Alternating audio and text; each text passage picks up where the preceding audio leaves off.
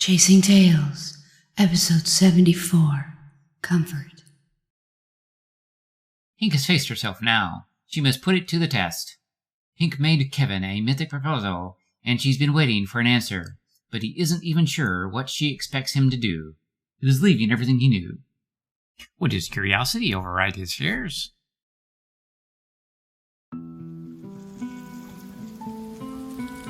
Pink's eyes opened in the dark. The box interview. She rose and dressed, the box quiet insistence tugging at her, as though it needed to be properly seen before she left again. Inside, Bayard's treasures, trinkets of their time together, things he felt were important. She lifted them one by one, a dried flower petal from the garden, the moment she chose herself, a folded note from him. You don't have to justify your existence. A single smooth stone, the weight she had laid down. A single real pearl, her wholeness. A tiny glass firefly, its filament still faintly glowing, the spark of love. A pressed pink flower, delicate but intact, a promise made in quiet. A miniature communication cube, worn at the edges, the moment she was truly seen. She holds the firefly in her palm. It glows softly, a memory beneath the boundary oak, a spark. Some love doesn't ask you to disappear. It sees you. It stays. It sparks something you didn't know you could carry. She places the firefly back in the box, and the flower, then the cube. She rubs the lock of his hair next to her skin. She closes the box, not to shut it away, but to bless it. These are my pearls, not for everyone. Then she stands and wanders downstairs. Mom, why are you up so late? Mara carefully slices fruit. She doesn't look up. She doesn't have to. She can feel the shift in Pink. The kitchen is warm, dimly lit. The scent of something herbal lingers in the air. I could ask you the same. Yeah, I've got some stuff to do. You've changed again. Pink smiles and pops a piece of fruit in her mouth. I have. Mara sets the knife down. She turns and looks at her daughter, not with scrutiny, but with knowing. You're not carrying everyone anymore. Nope, just myself, and that's enough. Can you port me to Haven? Mara raises an eyebrow. At this hour? Why? I thought you repaired the weave for their system. There's other mending to do. Threads I left untied. People I want to meet again with new eyes. Mara studies her, then nods. She waves a hand casually. A blue portal appears. Come back when you're ready and not before. Pink nods and steps through the portal. In the throne room, Glorianna sits at her desk, the ledger before her. She looks less frazzled. Pink enters quietly, 2 coffees in hand. Stars twinkle in the high windows. Metatron stands beside her, her voice needed once more. Pink acknowledges her. Good to see you back. Glorianna touches Metatron gently to address Pink. Do you ever feel like if you ever stop being useful, you'll vanish? I just want to hide. I know you're in pain, and grief is a map with few labels. Love is what remains when you stop performing, when you're just a person and someone stays. Now, you stay for yourself, and Jesus, and your people. They sit in the hush of it, seen, whole. Jesus enters with breakfast, and he senses a shift. You have changed. I'm changing. That's different. Still silent, I see. What if I liked you better before? The power has changed her. Her voice is dangerous now. The grief is still too much for her to bear witness to vocally.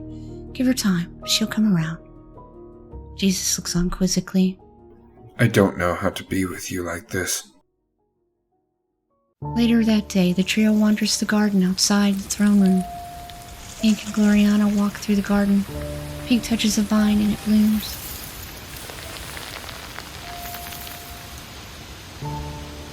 How can I do my job and still be in so much pain? Our last interaction was sharp and dismissive. He left the real mission in favor of power. We don't all get to say goodbye the same. Jesus kneels at the pond, in his hands a lotus bulb. I used to think salvation was something you died for.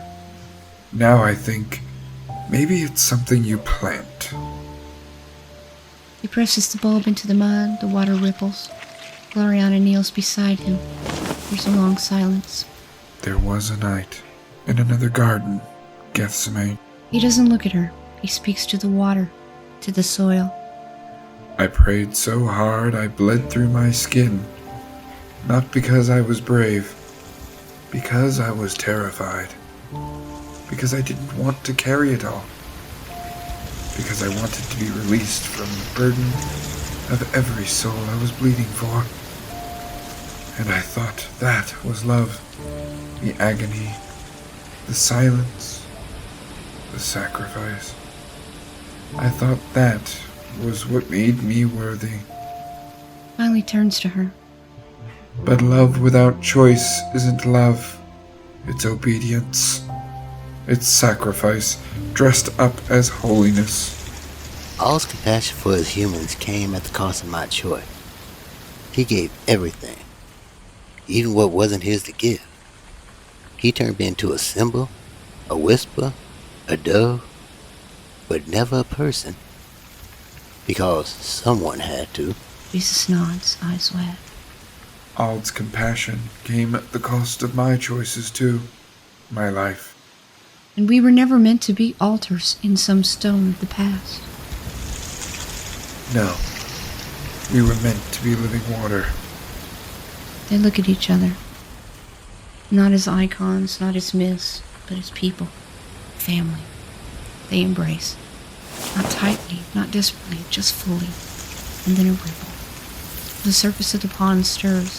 A single lotus leaf, and it breaks through the water, pale green, new, alive. The garden exhales. From a distance now, Pink watches.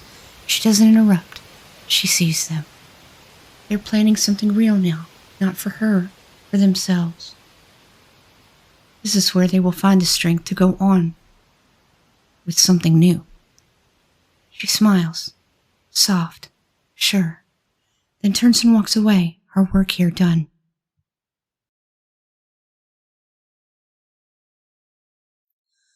Later that day, Pink sat with Kevin in the club. It was a slow day, just a handful of quiet regulars. They sat, drinking, talking. Pink didn't press. She never did. She only ever asked once, and now was his chance. He swirled the last of his bourbon in the glass, watching it catch the light. I don't know what I'm saying yes to. He nodded, not because he understood, but because he wanted to. He looked at her, not at the shimmer in her eyes or the magic of her voice, but at her confident stillness, the way she waited without expectation. He needed more answers, more infrastructure, but she offered none, only space. I don't know what this means. What I'm supposed to be. Chronicler, companion, witness. You're supposed to be yourself, doing the thing you do best. That unsettled him, not because it was unclear, but because it was true. I spent my whole life trying to be useful. Now you're asking me to be present? It's not as hard as it sounds, and you'll still be useful, just not the same as sweeping the floor or changing a light bulb. It takes practice, but out there is where real stories live. He didn't nod. He didn't agree. He just sat with it, the weight of the unknown pressing against his ribs. I'll need time. You'll have it. I need to know more about the practical side of what you are asking for here, Pink. That's fair. You're not signing up for a myth, you're stepping into a life. She set her glass down. The sound soft but deliberate. The air shifted, less mystery, more map. You'll travel with me, not constantly, but often. Some systems are stable, some are unraveling. You'll observe, record, and reflect. You'll be my chronicler, not my echo. Your voice matters here. You'll have quarters in Haven or wherever we land. Your basic needs will be covered, and you'll get to experience things you've never dreamed of. So, I'm not just writing your story, I'm writing ours. The story of the 10 systems. Well, 9 for now. And sometimes you'll write theirs. The ones we meet. The ones we lose. The ones who change us. Kevin leans back, absorbing the shape of it. Not a job, not a quest, but a life. And the magic? The aging?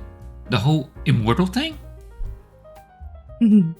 You'll age slower. You'll feel more. You'll see things most humans never do. But you'll still be you, and that's the point. He nods slowly, not ready yet, but closer. She didn't reach for him, and she didn't explain.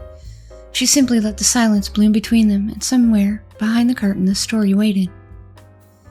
The ice clinks as it melts, shifting like Kevin's mind. He had nothing but the show here. Bright lights, familiar rhythms, the comfort of repetition. He loved Will and the others truly, but he'd walked into their story midstream, and it was now winding down.